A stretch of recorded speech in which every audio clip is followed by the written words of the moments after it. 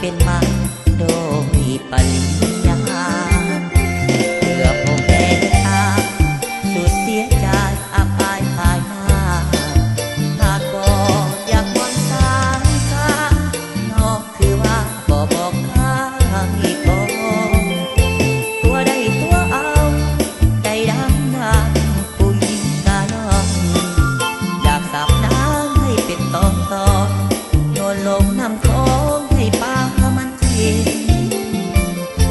ปากแก้มนอกก็ตกตอกซอกกับมือเป่า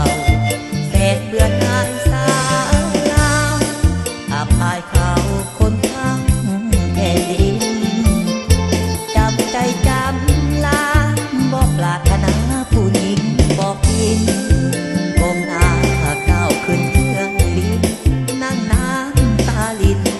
โพสาวเยียงโลกลู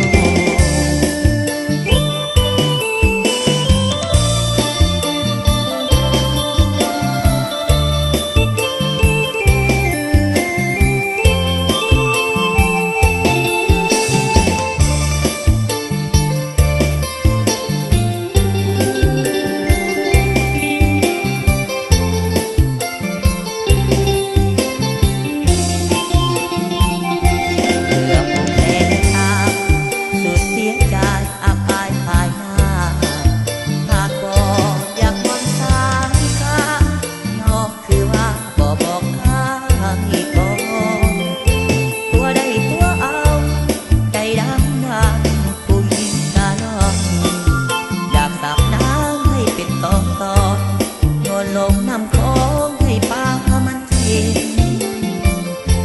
ปากแก้มนอกก็ตกตอกซอ